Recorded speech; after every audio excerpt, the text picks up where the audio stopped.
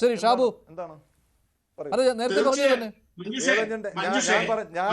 ഇവിടെ എന്റെ ആദ്യത്തെ റൗണ്ടില് ഞാൻ ചില കാര്യങ്ങളൊക്കെ സൂചിപ്പിച്ചിരുന്നു. ഇപ്പോഴും ഈ മനുഷ്യൻ പറയാൻ തയ്യാറില്ല. 4 മാസം ഒരു പ്രശ്നവും ഇല്ലാതിരുന്നത് ഒരു സുപ്രഭാതത്തിൽ എങ്ങനെ പൊട്ടിമുളച്ചു വന്നു എന്നുള്ളതിനെ പറ്റി ഇവർ പറയാൻ തയ്യാറല്ല. ആ സ്കൂളിൽ ധാരാളം മുസ്ലിം കുട്ടികൾ പഠിക്കുന്നുണ്ട്. അദ്ദേഹത്തിന്റെ കുട്ടിയെ ക്ലാസ്സിൽ വിടുന്ന കാലം മുതൽ മതബോധമില്ലാത്തവരാണോ? ആ കുട്ടി തലയിൽ തട്ടനിട്ട് തന്നെയാണ് സ്കൂളിൽ വന്നിട്ടുള്ളത്. 4 മാസം മതബോധമില്ലായിരുന്നോ? ഇതൊന്നും പറയാൻ അവർ തയ്യാറല്ല. ഇതൊന്നും അഡ്രസ് ചെയ്യാൻ, ഈ ചോദ്യങ്ങൾ അഡ്രസ് ചെയ്യാനും തയ്യാറല്ല. ഇവർക്ക് വേണ്ടത് സമൂഹത്തിൽ കൃത്യമായ സ്പർദ്ധ ഉണ്ടാക്കുക, അകൽച്ചയുണ്ടാക്കുക. ആ ഒരു മുഴുവൻ സമൂഹത്തിനെയും പൊതുസമൂഹത്തിനെയും ഒറ്റപ്പെടുത്തുക, എന്നിട്ട് അതിനകത്ത് അഭിനയിച്ച് ജീവിക്കുക. ഇതാണ് ഇവരുടെ ലക്ഷ്യം. 4 മാസം ഇട്ടില്ല, 4 മാസം കഴിഞ്ഞു, 4 മാസം ഉത്തരവിടാം. ഈ ചർച്ചയിലും അവരുടെ ആ അജണ്ട പുറത്തു വന്നു കഴിഞ്ഞു. ഇന്ത്യ രാജ്യത്ത് ഇന്ത്യയിലെ ഏറ്റവും മതസൗഹാർദ്ദമുള്ള പ്രദേശമായിട്ടുള്ള ഇന്ത്യയിലെ ഏറ്റവും വർഗീയമായിട്ടുള്ള പ്രദേശമായി താങ്കൾ താമസിക്കുന്ന ഈ കേരളത്തെ കുറിച്ച് താങ്കൾ പറഞ്ഞെങ്കിൽ താങ്കളെ കുറിച്ച് നമുക്ക് പ്രത്യേകിച്ചും പറയാനില്ല. ഇന്ത്യ രാജ്യത്ത് ഇവിടെ ഹിന്ദുവും മുസൽമാനും ക്രൈസ്തവനും തോളോട് തോള് ചേർന്ന് മതസൗഹാർദ്ദത്തോടു കൂടി ജീവിക്കുന്ന കേരളത്തെ കുറിച്ച് കോഴിക്കോടുകാരനായ താങ്കൾ പറയുന്നു ഇന്ത്യയിലെ ഏറ്റവും അപകടം പിടിച്ച സംസ്ഥാനം ഞാൻ മുസ്ലിം സ്കൂളിൽ ആ ലെവലിലുള്ള ചർച്ച ഓപ്പണായിട്ട് പറയുന്നുണ്ടെങ്കിൽ ഈ എനിക്ക് ഭയമുണ്ട്, എനിക്ക് ആശങ്കയുണ്ട് എന്റെ നാടിനെ കുറിച്ച്. അങ്ങനെ പറയാൻ ഒരാൾക്ക് കഴിയുന്നുണ്ട് എന്നുണ്ടെങ്കിൽ ഈ നാടിന്റെ സ്ഥിതിയെ പറ്റി എനിക്ക് ആശങ്കയുണ്ട്. ഇനി നാളെ ആ മാനേജ്മെന്റ് പല പ്രാവശ്യം ചിന്തിക്കേണ്ടി വരുന്ന ഒരവസ്ഥ ഉണ്ടാക്കിയത് നിങ്ങളാണ്. എനിക്ക് ആശങ്കയുണ്ട്. ഈ നാടിന്റെ നന്മയെ പറ്റി ചിന്തിക്കുന്ന എല്ലാവർക്കും ആശങ്ക തോന്നും. അത്ര വലിയ വിഷമാണ് നിങ്ങൾ തുപ്പിക്കൊണ്ടിരിക്കുന്നത്.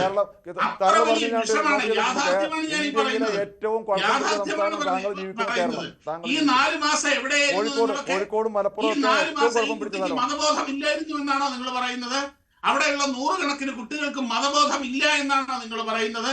ഈ കണ്ട കഴിഞ്ഞ 10-40 വർഷമായി കൃത്യമായ ഒരു യൂണിഫോം ചിട്ടയിൽ നടന്നു പോകുന്ന ആ സ്കൂളിൽ ഇക്കണ്ട കാലം മുഴുവനും പഠിച്ച കുട്ടികൾക്ക്, മുസ്ലിം കുട്ടികൾക്ക് മതബോധം ഇല്ലായിരുന്നു എന്നാണോ നിങ്ങൾ പറയുന്നത്?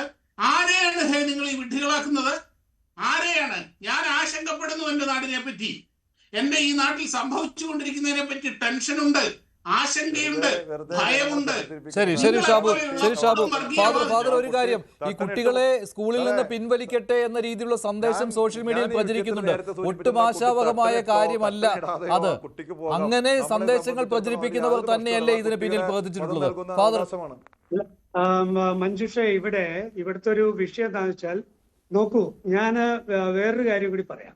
ഞാന് പഠിച്ചുകൊണ്ടിരുന്ന ഒരു കാലം, എൻ്റെ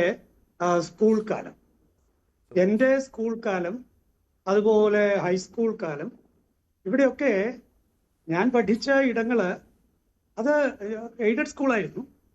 അവിടെ എല്ലാവരും വളരെ ഒരു വ്യത്യാസമില്ലാതെ ഒരു സന്തോഷമായിട്ട് ജീവിച്ച് വളർന്നിരുന്ന കാലത്തിൽ നിന്ന് ഇപ്പോൾ ഏതാണ്ട് ഒരു 45-40 വർഷമൊക്കെ കഴിഞ്ഞ് ഇപ്പോൾ നോക്കുമ്പോ എന്താണ് ഇവിടെ സംഭവിച്ചത്?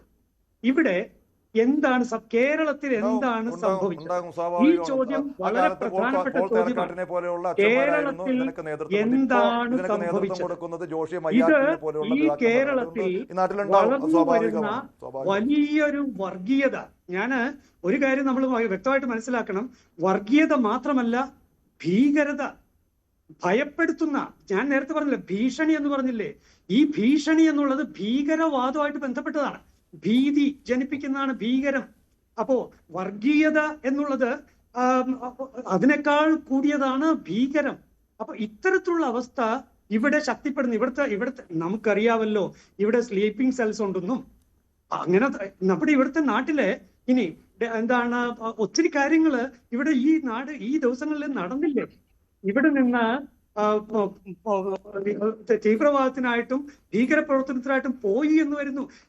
ഇതാണ് ഇവിടുത്തെ വിഷയം. അടിസ്ഥാനപരമായി നേരത്തെ മഞ്ജുഷ് പറഞ്ഞ പൊളിറ്റിക്കൽ ഇസ്ലാമിന്റെ അധിനിവേശം, അതിശക്തമായ അധിനിവേശം, വോട്ടിന്റെ പേരിൽ ഇടതു വലതു മുന്നണികൾ ഇവയെല്ലാം കഴിഞ്ഞ ചർച്ചയിൽ തന്നെ കൃത്യമായിട്ട് പറഞ്ഞല്ലോ.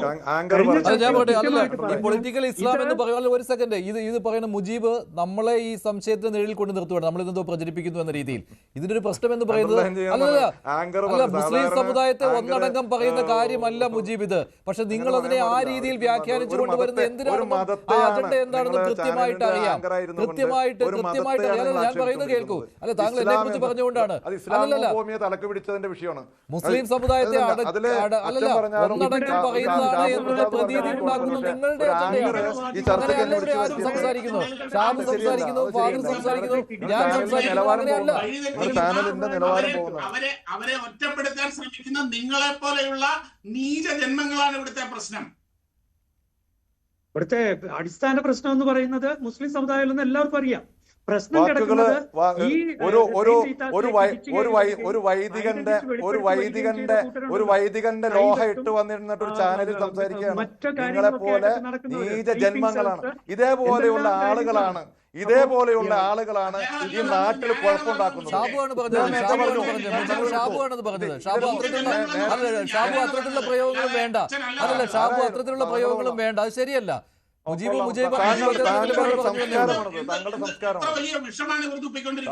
താങ്കളുടെ സംസ്കാരമാണത്. അതെ അതെ, ഓക്കെ, മനസ്സിലായി.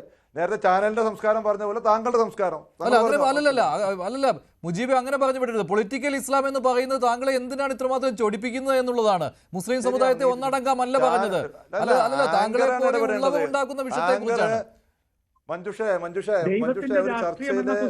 ചർച്ചയിൽ വിളിച്ചിരുത്തിയിട്ട് നീചജന്മങ്ങൾ എന്ന് പറയുമ്പോൾ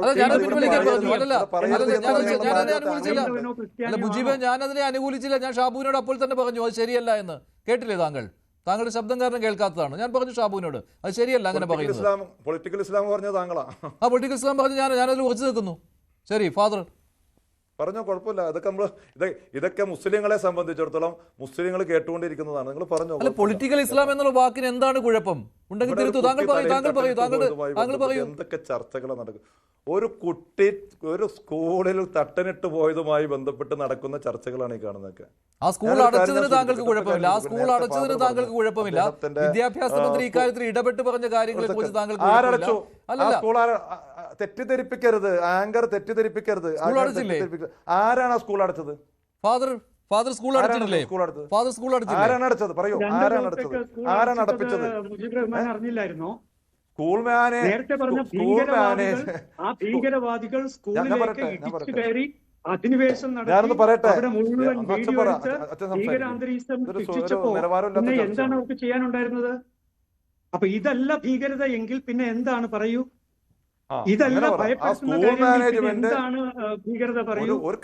ഇങ്ങനെയുള്ള ഒരു സിറ്റുവേഷനിൽ പോലീസിനെ വിളിക്കേണ്ടി വരുന്ന ഒരു ഗതികേട് മാനേജ്മെന്റിനോ ഉണ്ടായെങ്കിൽ അതിനാരാ ഉത്തരവാദി?